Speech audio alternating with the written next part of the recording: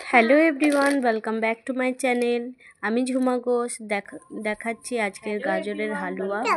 আজকে আমার নতুন এপিসোড। আর শীতের শেষ, শীত চলে যাচ্ছে, তো সেই সময়ে আমি একটু গাজরের হালুয়া করে তো আপনাদেরকে দেখাবো। তো কিভাবে আমি গাজরের হালুয়াটা করি তোমাদেরকে দেখাই, চলো।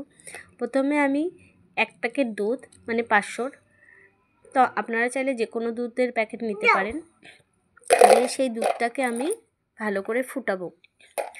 তাতে আমি 1 গ্লাসের হাফ গ্লাস জল দেবো। এই দেখো, এই গ্লাসটার আমি হাফ গ্লাস জল দেবো, হাফ দেবো না, হাফ গ্লাস জল দিয়ে ভালো করে দুধটাকে ফুটাবো। আর এদিকে আমি গাজরগুলো ভালো করে পরিষ্কার করে ধুয়ে নিচ্ছি, দিয়ে গাজরের খোসাটাকে ছাড়িয়ে গাজরগুলোকে গ্রেট করব। আর ওদিকে দুধটাকে মাঝে মাঝে নাড়াতে হবে, যাতে দুধটা মানে মালাইটা যেন ওপরে সর না পড়ে যায়, ওপরে যেন সর না পড়ে, সেইভাবে দুধটাকে জ্বালাতে হবে, ঘন ঘন একটু নাড়াতে হবে। আর এদিকে আমি গাজরগুলো কেটে নিচ্ছি, গাজরের খোসাটা ছাড়িয়ে নিচ্ছি।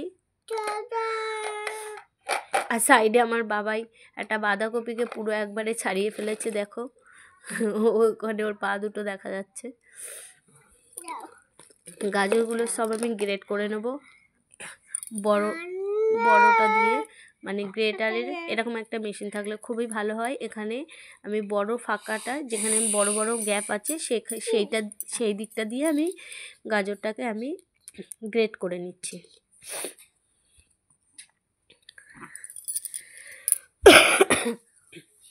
একইভাবে আমি সব গাজর কটাই গ্রেট করে নেব। দেখতেই পাচ্ছ আমাকে এখানে আমার 1 থালা হয়েছে, পুরো ভরে হয়নি। আর দুধটা দেখো কতটা, মানে কি ফুটিয়ে ফুটিয়ে কতটা আমার কম হয়ে গেছে, আর কি অল্প হয়ে গেছে দুধটা। এখান থেকে আমি 2 হাতা মতো তুলে রাখবো, যেহেতু আমি একটু মিল্ক দুধ এখানে ব্যবহার করব।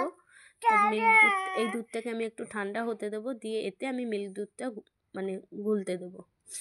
আর এদিকে কড়াই চাপিয়ে দিয়েছি, তাতে 2 চামচি ভরে ভরে ঘি দিচ্ছি। ঘি দিয়ে ঘিটা গলে গেলেই আমি গাজরগুলো দিয়ে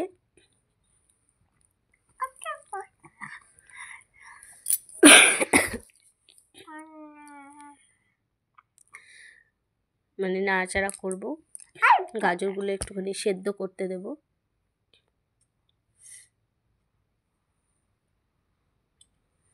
দেখতেই পাচ্ছ আমার কিচেনটা খুবই ছোট কিচেন, তো একদম সিঁড়ির নিচে, তো সে কারণে আমার একটু অসুবিধাই হয়। আর একা হাতে সব কিছু, বাবাই আছে ছোট।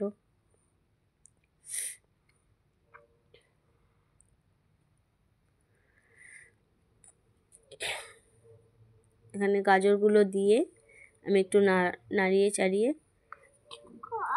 ঢেকে দেবো, আর গ্যাসের ফ্লেমটা আস্তে করে দেবো।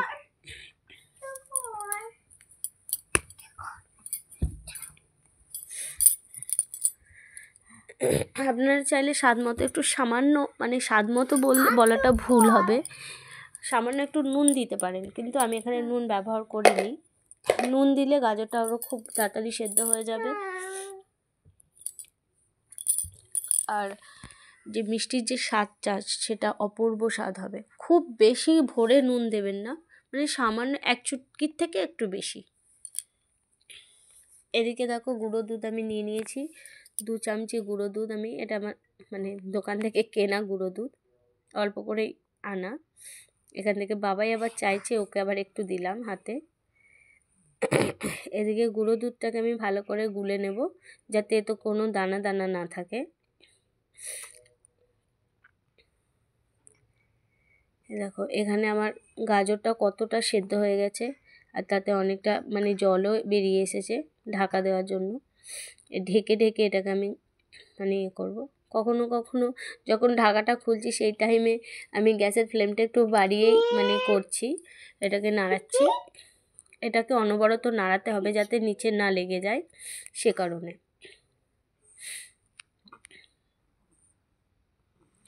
দেখতেই পাচ্ছ গাজরটা অনেকটা সেদ্ধ, মানে সেদ্ধ ভাব হয়ে এসেছে, নরম হয়ে এসেছে। আর এদিকে আমি দুধটাকে ঢেলে নিচ্ছি। পুরো 1 গ্লাস দুধ আমি এখানে দেব। দেখতেই পাচ্ছ, হ্যাঁ 1 গ্লাস দুধ। সব দুধটাই আমি এখানে দিয়ে দেবো, 1 গ্লাস দুধ।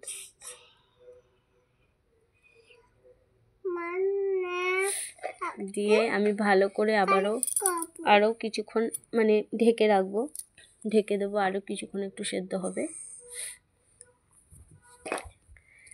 ঢেকে ঢেকে করব, আর একটু মানে কি অনবরত নাড়াবো যাতে নিচে না লেগে যায়।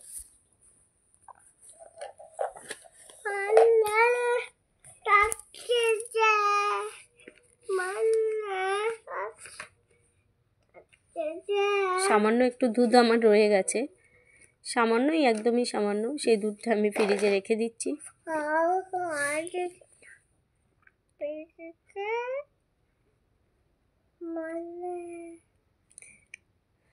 সাইডে আমার বাবাই খেলা করছে, আমি এদিকে কাজ করছি। আমার পাশেই আছে, কখনো আলু কখনো বাঁধাকপি নিয়ে ও খেলা করছে।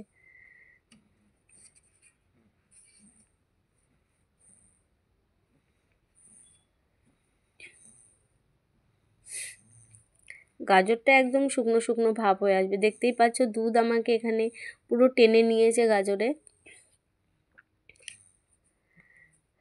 আর 5-6টা মতো আমি এলাচ, তার থেকে খোসা ছাড়িয়ে ভেতরের দানাগুলো বার করে নিয়েছি, সেটাকে একটু সামান্য মানে নোড়া দিয়ে মানে গুঁড়ো করে নিয়েছি, দিয়ে সেটাকে দিয়ে দিলাম।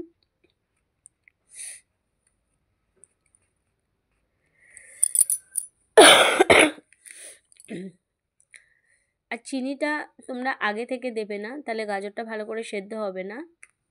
দেখো আমাকে এখানে গাজরটা প্রায় শুকিয়ে এসেছে, তারপরেই আমি চিনিটা অ্যাড করলাম। আর এই বাটিটার আমি হাফ বাটি চিনি নিয়েছি, হাফ বাটির থেকে মানে 4 ভাগের 1 ভাগ আমি চিনি দিয়েছি, তাতেই দেখছি আমার প্রচণ্ড মিষ্টি হয়ে গেছে। আর এখানে 1 কিলো গাজর ছিল।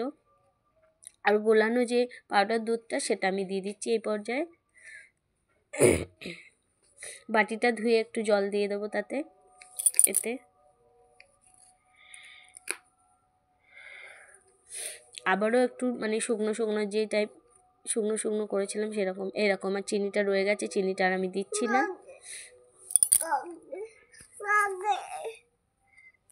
এবার প্রায় 10টা মতো কাজু এখানে আমি মানে একটুখানি গুঁড়ো গুঁড়ো করে নিয়েছি নোড়া দিয়ে।